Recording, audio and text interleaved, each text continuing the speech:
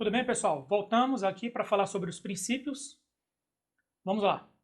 Próximo princípio é o princípio do orçamento bruto. O que é que diz o princípio do orçamento bruto? Ele complementa o princípio da universalidade. Porque no princípio da universalidade, o que é que a gente sabe? A gente sabe que todas as receitas e despesas orçamentárias devem constar na LOA. O princípio do orçamento bruto, por que ele complementa o princípio da universalidade? Porque ele diz que o que for receita orçamentária e constar na LOA deve constar pelos seus valores totais. Perfeito? Então vamos lá. Todas as receitas e despesas constarão da lei de orçamentos pelos seus totais, vedadas quaisquer reduções. Basicamente só isso. Princípio da exclusividade. Esse princípio é muito importante. E esse princípio, ele afeta diretamente o texto do projeto de lei orçamentária anual. Então, se tem um princípio que é importante na hora que você vai redigir os artigos do PLOA, esse princípio é um deles. Por quê? O princípio da exclusividade, ele determina que você não pode ter matéria estranha na LOA. O que é matéria estranha? Matéria que não tem relação com a previsão da receita e a fixação da despesa. Então, por exemplo, pode até ser que você ache que tem alguma coisa em relação com orçamento, que trate de aumento de receita, aumento de alíquota. Isso não pode estar no texto da LOA. No texto da LOA é qual o valor do orçamento fiscal, qual o valor do orçamento da Seguridade Social, qual o valor do orçamento de investimento, qual o valor global da LOA. Basicamente é isso. Porém, o próprio princípio da exclusividade, ele define que você tem 2 artigos que você pode inserir na LOA. Que artigos são esses? Acompanhe comigo. Autorização para abertura de créditos suplementares e autorização para contratação de crédito, ainda que por antecipação de receita. Então, além dos artigos que eu acabei de falar, que vão conter o total do orçamento fiscal, o total do orçamento da Seguridade Social, o total do orçamento de investimento e o valor global da LOA, 4 artigos, você pode ter um 5º artigo tratando, olha, você pode abrir créditos suplementares até 10, 15, 20% de determinadas despesas. Você pode abrir operações de crédito no volume tal. Então você pode ter esses 2 artigos adicionais, além dos artigos padrão de qualquer LOA. Coisa importante, eu já vi vários artigos de algumas prefeituras colocando que você poderia abrir, fazer remanejamentos, transposição, transferência. Remanejamento, transposição, transferência, você vai fazer, se precisar fazer, baseado em artigos da LDO. Na LDO você pode regular como você vai tratar a questão do remanejamento, transposição e transferência, mas não pode ter esse artigo na LOA. Ou seja, na LOA, além dos 4 artigos que eu já falei, que eu não vou repetir pela terceira vez, você só pode ter os artigos autorizando a abertura de créditos suplementares até determinado limite e autorização de contratação de operação de crédito, inclusive por aro. E aí, tem a próxima dinâmica. Leia os artigos a seguir de uma lei hipotética, quais trechos você seria obrigado a excluir com base no princípio da exclusividade. Aí o que é que eu vou fazer? Como eu fiz nas outras dinâmicas. Eu vou responder daqui a pouco, mas eu quero que nesse momento você faça uma pausa no vídeo. Você vai ter até 10 minutos para você ler a LOA, os artigos, supostos, e verificar se tem algum artigo que afronta ou não o princípio da exclusividade. Eu estou supondo que você já deu a pausa e agora a gente já vai para a resolução da questão para a gente seguir no nosso curso aí. Então vamos lá. Aqui tem o primeiro artigo que diz que essa lei estima a receita do município, do Estado, da União para o exercício de 2022, no montante de tal, tal, tal. E fixa a despesa em igual valor. Aí fala orçamento fiscal, orçamento da Seguridade Social e o orçamento de investimento. Até aqui, pessoal, tá tudo certo. Nenhum problema. Então, o curso é de elaboração de LOA. Você tem que ver um texto da LOA, como é que ele vai estar no final. Porque é isso que você vai enviar para o seu legislativo respectivo.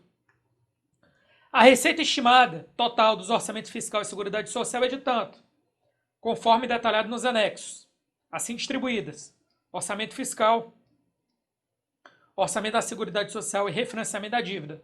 Ou seja, o orçamento fiscal é o que vai ser usado para cobrir a dívida pública de exercícios anteriores. Só que não para por aí. A despesa total do orçamento fiscal e da Seguridade Social será de tanto. Aqui fala do orçamento fiscal, do orçamento da Seguridade Social e do montante da dívida. E aqui diz o seguinte, do montante fixado no inciso 2, parte será custeada com orçamento fiscal. Isso aqui é um parágrafo padrão que vem, no caso, em várias LOAs, que é quando, que é o normal, isso quando tiver orçamento da Seguridade Social e esse for deficitário. Se você tiver regime próprio dos servidores, isso pensando como Estado ou como município, se você tiver um orçamento da Seguridade Social deficitário, seja em função de gastos com saúde, assistência ou da Previdência, esse dinheiro vai vir do orçamento fiscal. E isso deve estar constante na LOA. Isso aqui, pessoal, também está tudo certo. Então esse aqui está certo também do anterior, esse está certo. Vamos para o próximo. Agora chegou no orçamento de investimento. A fonte de recursos para financiamentos das despesas do orçamento de investimento somam tanto. A fixação do orçamento de investimento soma tanto, conforme a distribuição do anexo 3 e do anexo 4. Então você vê que, para você chegar no texto bonitinho com os números globais, esses números eles refletem anexos. E nos anexos é que você vai colocar, por exemplo, toda a sua parte técnica de classificação da receita e classificação da despesa. Só que essa classificação da receita e da despesa, que a gente ainda vai ver dentro da unidade didática 1, ela vai estar formatada em modelos que a gente vai ver na unidade didática 2. Mas os números, a forma que você vai projetar essa receita e a despesa, que são modelos, que vai ser um modelo bem simples, a gente vai ver na unidade didática 3. Ou seja, com isso a gente fecha todo o encadeamento do nosso curso de elaboração da LOA. E aí, chegamos agora no artigo 7º. Para o Poder Executivo, fica autorizado a abrir créditos suplementares, desde que compatível, aí que ele estabelece limites, ó, 30%, suplementação de despesas relacionadas à execução a 2022, suplementação de despesas que tenham correspondências com datações consignadas nos créditos suplementares ou especiais. E aí vem o artigo 9º. Está autorizado, então isso aqui, pessoal, certíssimo. Por quê? Porque eu posso ter autorização para abrir créditos suplementares até determinado limite. Nenhum problema quanto a isso. Isso está dentro do princípio da exclusividade. Agora vem o artigo 9º. Está autorizado o aumento da contribuição previdenciária do empregado em 2,5%. Falso. Eu não posso colocar isso aqui. Está autorizado o remanejamento e transposição em caso de extinção de unidades. Falso. Então, esses artigos que eu acabei de trazer aqui são artigos que eu não posso colocar na LOA em respeito ao princípio da exclusividade. Então já fizemos a nossa solução. Beleza, pessoal? Então o princípio da exclusividade, lembre-se, ele é muito importante na hora que você está elaborando o campo textual da LOA. Não pode ter artigo estranho, certo? No texto da LOA. Qualquer artigo estranho, como esses aqui, eles devem ser eliminados. Avançando. Agora chegamos no princípio da não afetação. O princípio da não afetação ele é importante. Por quê? Porque muitas vezes os governantes, certo, que não têm o domínio técnico, todos deveriam ter, mas às vezes não têm o domínio técnico, e eu estou falando aí das várias esferas, mas principalmente executivo e legislativo, quando eles não têm o domínio técnico, o que é que acontece? Muitas vezes existe a falsa sensação que quando se arrecada R$100 de determinado imposto, você pode pegar aquele dinheiro e aplicar onde você quiser. Essa é uma ideia falsa. Porque o orçamento, ele já é ele tem um alto grau de vinculação das receitas. Então, desse modo, quando o orçamento é elaborado, você já deve saber desde o início qual o grau de vinculação das receitas. Como é que você descobre esse grau de vinculação? Você vai ler a Constituição, no caso federal, a Constituição estadual e a Lei Orgânica do município. Você vai ver outras leis que são fundamentadas nessas constituições que estabelecem percentuais de vinculação. E aí você vai notar que às vezes de R$100 de determinado imposto, só vai sobrar 20. E por que isso é importante? Porque se de R$100 de imposto só sobra 20, esse valor é o que você vai ter de margem discricionária para aplicar em uma área que você julga importante. Então, às vezes, existe o que se quer e o que se pode. Uma das coisas que limita o que se quer e o que se pode quando se elabora o orçamento é justamente a vinculação das receitas. Porque eu vou deixar claro uma coisa. Não se pode descumprir uma vinculação de receitas. Caso haja o descumprimento de uma vinculação de receitas, isso vai gerar problema para o governante, junto ao Tribunal de Contas, junto ao Ministério Público. Vai dar problema. Então ele não pode fazer isso. Dito isso, vamos estudar agora quais são as vinculações, para quem é o princípio da não afetação e quais são as vinculações existentes. Primeira coisa, o princípio da não afetação é só para a receita de impostos. Impostos é um dos tipos de receita, porque existem receitas de taxas, contribuições de melhoria, receitas patrimoniais. Todas essas receitas a gente vai ver nos blocos seguintes, quando a gente falar de receita. Esse é o primeiro aspecto. O segundo aspecto é que, mesmo para os impostos, existem 5 exceções. O que são essas exceções? Mesmo para os impostos, eu posso vincular receitas. Então, por exemplo, eu posso vincular receita de impostos para transferências constitucionais. Eu posso vincular receita de impostos para a saúde, para a educação, para a administração tributária e, por último, para prestar garantias às operações de crédito. Então, quando o município ele precisa de um empréstimo junto ao banco, ele pode oferecer como garantia o IPTU que ele vai arrecadar daqui a 2 meses. Não tem nenhum problema quanto a isso. A legislação permite. E dentro da Constituição Federal existem limites constitucionais com saúde e educação. E esses limites eles existem porque a própria Constituição permite que se vincule receita de impostos, percentuais dessa arrecadação para a saúde e para a educação. Vamos ler então agora, de novo, que está aqui na Constituição. É vedada a vinculação de receita de impostos a órgão, fundo ou despesa, ressalvada a repartição do produto da arrecadação dos impostos, a que se refere os artigos 158, ou seja, o imposto de renda, da administração direta, autarquias e fundações públicas dos municípios, o ITR, o IPVA, o ICMS. Artigo 159. Fundo de participação dos estados e DF, fundo de participação dos municípios, os 3% do Fundo Constitucional do Norte, Nordeste e Centro-Oeste, 1% do FPM em dezembro, 10% do IPI exportação, 29% da CIT combustível. Destinado a ações para serviços de saúde, agora vem as exceções, para manutenção e desenvolvimento do ensino, atividades da administração tributária, prestação de garantias às operações de crédito, bem como disposto no parágrafo 4º desse artigo. Ou seja, eu posso vincular receita de impostos para as transferências constitucionais, que eu já li, que são as transferências devido à repartição do modelo do Pacto Federativo, saúde e educação, administração tributária e, por último, prestação de garantias e contragarantias. Continuando, é permitida a vinculação de receitas próprias geradas pelos impostos a que se refere. Aí fala aqui, o ITCMD, o ICMS, o IPVA, o IPTU, o ITBI, o ISS, dos recursos que tratam os artigos 157, imposto de renda e Distrito Federal, 20% dos impostos residuais. Para os municípios aqui você vai ter o imposto de renda, 50% do ITR, 50% do IPVA. Aqui eu já vou fazer uma breve atualização, porque houve a emenda constitucional 108 de 2020 e a partir de 2021 o ICMS agora é 35% para os municípios.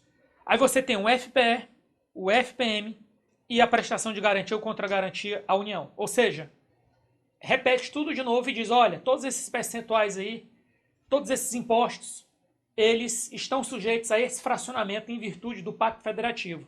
Isso são transferências constitucionais e isso atende, é exceção ao princípio da não afetação, mas é aceito. E aí, continuando. Os entes poderão conceder garantias em operações de crédito interna ou externa, observados o disposto nesse artigo. A garantia estará condicionada ao oferecimento de contragarantia em valor igual ou superior ao da garantia contratada. A contragarantia exigida pela União a Estado ou município, ou pelos Estados aos municípios, poderá consistir na vinculação de receitas tributárias diretamente arrecadadas e provenientes de transferências constitucionais. Isso aqui é bem simples, é para dizer o seguinte. Suponha que o Estado do Rio Grande do Sul precisa fazer um empréstimo. E aí a União garante o empréstimo. Se de repente o Estado do Rio Grande do Sul não honrar o empréstimo, a União vai pagar o empréstimo. Só que a União depois vai executar a contragarantia. A União pode exigir como contragarantia o fundo de participação dos Estados. Não tem nenhum problema. É aceitável isso aí. E a União também pode exigir como contragarantia o ICMS. Nenhum problema quanto a isso. E aí agora vamos falar sobre a desvinculação das receitas na federação. Então existem 3 tipos de desvinculação hoje. Na União, nos estados e nos municípios. Na União, a desvinculação não incide sobre os impostos. Nos estados e nos municípios, incide sobre os impostos. Eu já vou logo para a tabela, que é o que importa.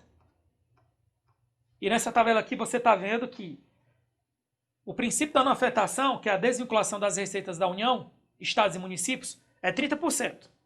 Só que para a União, esses 30% incidem sobre contribuições sociais, contribuições de intervenção no domínio econômico e taxas. Já para os estados e municípios, vai ser impostos, taxas, multas e outras receitas correntes. Exceção, no caso da União, despesas previdenciárias e contribuição de salário e educação.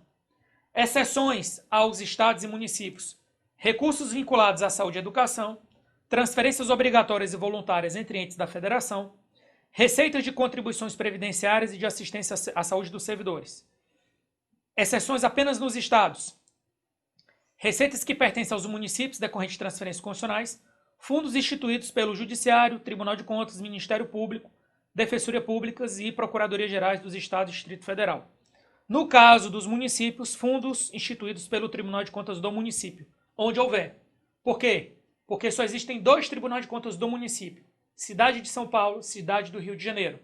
Então, moral da história, se você faz parte de um estado ou faz parte de um município, é importante que quando você elabore a LOA, você considere o impacto das desvinculações das receitas. Ou seja, pelo menos você garante que a cada R$100 do IPTU, R$30 fica livre. No caso dos estados, você garante que a cada R$100 do IPVA, 30 fica livre. Contanto que o estado, a cada R$100 do IPVA, o estado continue passando metade, R$50 para o município. Ou seja, esses R$30 que vai garantir que vão ficar livres, no caso para o governador, eles não podem afetar os R$50 que vão ser passados para o município. Por que eu sei disso? Porque a cada R$100 do IPVA, metade tem que ir para o município do emplacamento e metade fica com o estado. Eu posso aplicar os 30% da desvinculação das receitas do estado, de R$100 do IPVA sobram 30. 30 mais 50 que vai para o município, sobrou 20 ainda. 20 pode ser vinculado, ou seja, 30 não pode ser vinculado, 50 já vai para o município e 20 pode ser vinculado. Ou seja, eu aumento a flexibilidade do governador, no caso do IPVA, a partir dessa emenda que já aconteceu, certo? É a emenda constitucional 93. Perfeito? Aí, eu vou fazer a seguinte situação. Calcule a cota parte do IPVA em determinado estado, aplicando os preceitos da emenda constitucional 93 de 2016. É exatamente o que eu acabei de falar aqui, só que agora a gente vai resolver. Então, o que é que eu vou dar para você? Eu vou dar 5 minutos para você calcular como é que seria a repartição do IPVA a partir de tudo que a gente falou até aqui. É a nossa próxima dinâmica. Então, a partir de agora, pausa no vídeo, 5 minutos, daqui a pouco você volta, tenta fazer e verifica se o que você vai fazer vai bater com a minha análise. Então, vamos lá. Eu tenho aqui 30 milhões.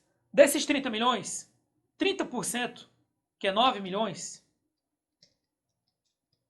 tem que ser livre. E esse livre aqui é do próprio estado. Eu tenho 15 milhões. 15 milhões é do município. E sobrou 6 milhões. Esses 6 milhões, ele pode ser vinculado.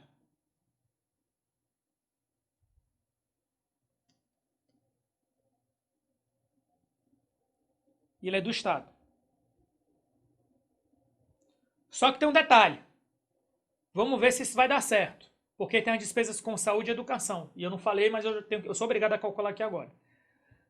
A cada R$100 do IPVA, 25% tem que ser aplicado em educação. Quanto é 25% de 30 mil? Seria 7.500, certo? Só que não é o IPVA completo, é o IPVA menos que vai ser passado para o estado. Então, eu tenho aqui 30 milhões. Eu vou tirar 15. Ficou 7.500. Desses 7.500, que é o que fica com o estado, porque é o que pertence ao estado, quanto vai ser aplicado em educação? 25%. 25% é um quarto. Então, a gente vai ter aqui 3.750, que é a metade. E depois eu vou ter 1.000 875. Então, eu tenho aqui, dentro desse que está vinculado, 1.875.000. Está dentro do que está dentro do vinculado. Outro ponto importante é que a cada R$100 do IPVA, tirando o que vai para o município, certo? 12% tem que ir para a saúde. Então, esse aqui é ensino. E desses 100 milhões aqui, 12%, como é que a gente vai calcular aqui? Vamos pegar aqui 15 milhões, vamos fazer o caminho inverso. 15 milhões seria o 100, 1% aqui seria 150. E eu quero 12, vezes 12. Eu vou multiplicar 150 vezes 10, vai dar 1.500, mais 300, que é os dois que estão faltando. Dá 1.800, ou seja, 1.800.000. Na verdade, eu calculei em cima dos 15. Só voltando. Fiz aqui um conta errada, rapidinho. Rapidinho. Mantém aí.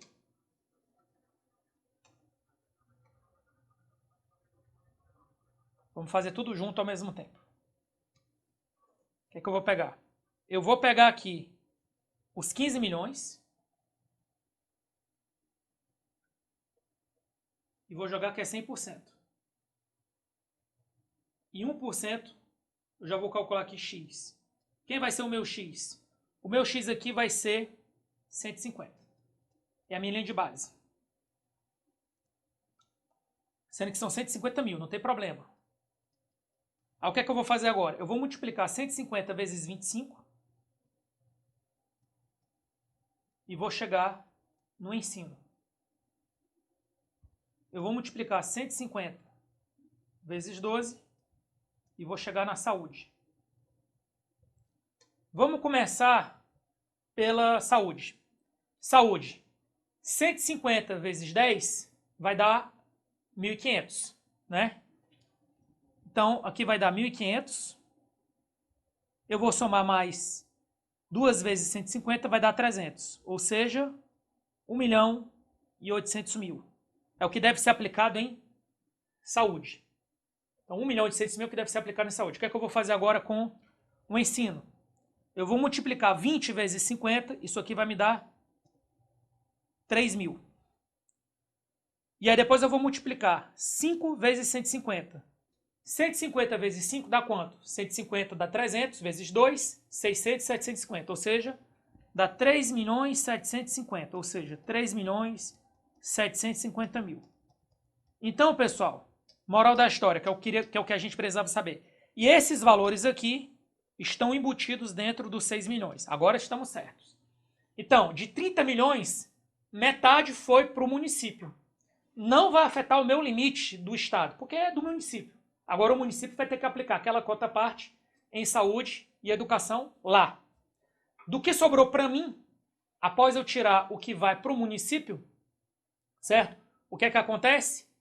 Eu vou aplicar 25% do que é meu, certo? Em ensino, no caso do estado.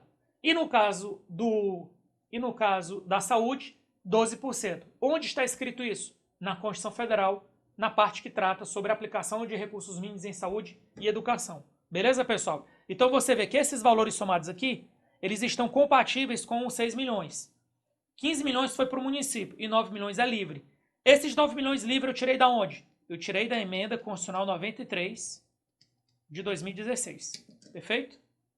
Então encerramos por aqui.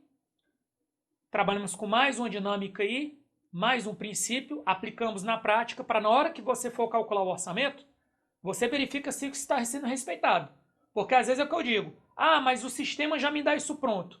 Será que a inteligência do sistema, será que a inteligência por trás do sistema, você nem precisa ser de TI, mas você tem que ver, olha, essa fórmula que está aí, ela respeita isso que eu sei, que é como eu devo aplicar o limite mínimo em saúde e educação, por exemplo, do IPVA, lembrando que parte do IPVA vai para o município, ou seja, o sistema ele tem que refletir o seu conhecimento técnico.